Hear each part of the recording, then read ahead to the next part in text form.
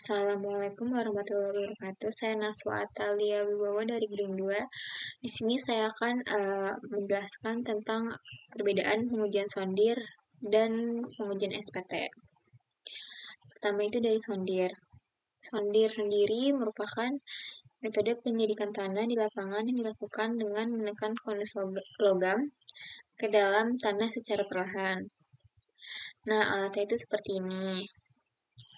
Ini tuasnya, ini logam besinya, dan ini manometernya untuk mengetahui nilai konusnya. Data yang diperoleh itu ada tekanan konus QC menunjukkan kekuatan tanah terhadap tekanan ujung konus. Yang kedua itu ada tekanan geser selimut FS. Tekanan gesek di sepanjang selimut batang konus. Yang ketiga itu ada perbandingan gesek RF sama dengan FS per QC dikali 100%, digunakan untuk mengidentifikasi jenis tanah kayak tanah lempung, pasir, atau kanal. Terus kedalaman lapisan tanahnya, setiap konus itu diberi tanda 20 cm, 20 cm, 20 cm karena pengukurannya, pengecekannya setiap 20 cm ke bawah. Nah, ini manometer untuk membaca konusnya. Sondir dikatakan mencapaikan tanah keras jika nilai konus itu udah menunjukkan angka 250 kilo per cm. Terus itu selama 3 kali berturut-turut. Nah, caranya juga sondir ini tuasnya harus searah jarum jam. Nah, di sini ada contoh data sondir. Kan udah diketahui nih nilai QC, FS, TF, dan lain-lain. Di sini ada nilai QC nih. Contohnya di sini ada 52. Nilai FS-nya itu 1,4. Nah, kita lihat dari tabel sini. QC-nya 52 berarti di antara interval 30 sampai 60.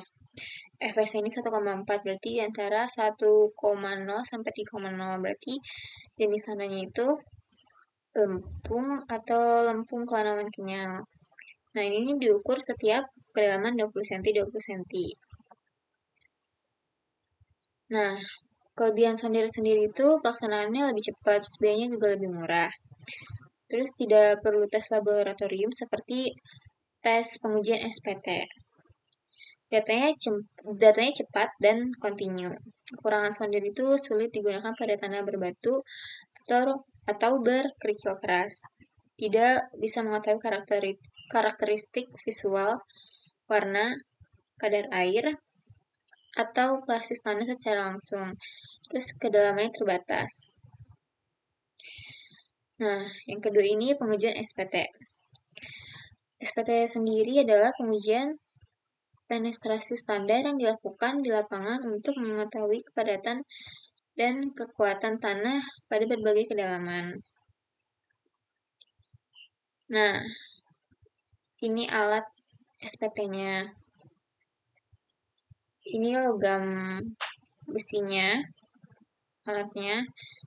Nah, pengujian ini dilakukan dengan menjatuhkan palu seberat 63,5 dari ketinggian 76 cm untuk memukul tabung sampel yang dimasukkan ke dalam lubang bor.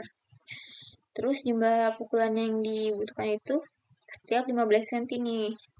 15 cm, 15 cm, 15 cm dilakukan selama 3 kali.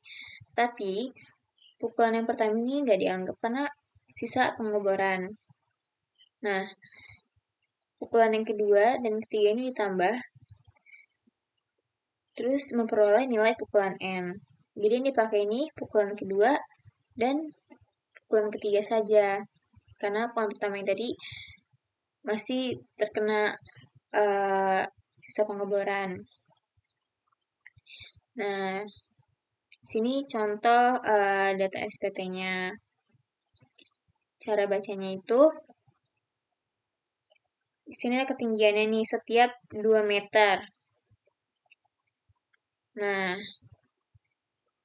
Ini pukulan pertama, pukulan kedua, pukulan ketiga, N1, N2, N3. Tetapi yang dipakai itu N2 dan N3 saja, jadi jumlahnya pukulannya 2. Nah, dibacanya setiap 15 cm, 15 cm, 15 cm.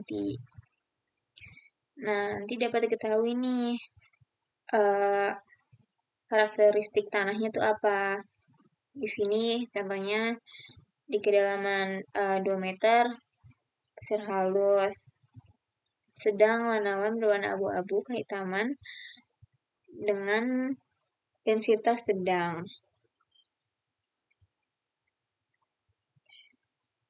Terus juga kelebihan SPT itu data mudah diperoleh dan sudah standar internasional.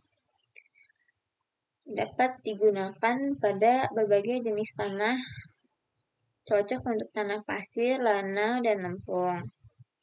Bahkan bisa menembus lapisan keras yang tidak dapat diuji dengan sondir.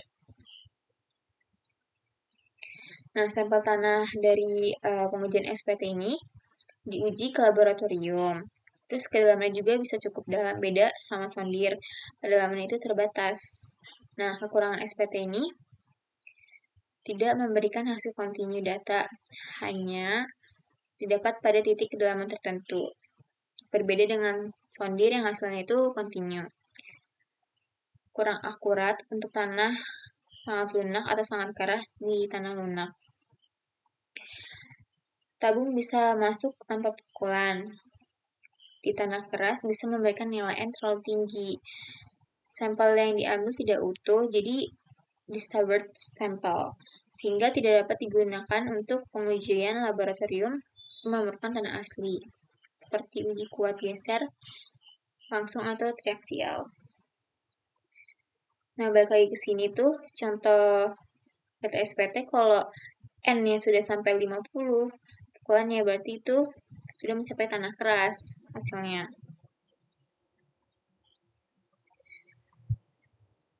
Sekian dari saya.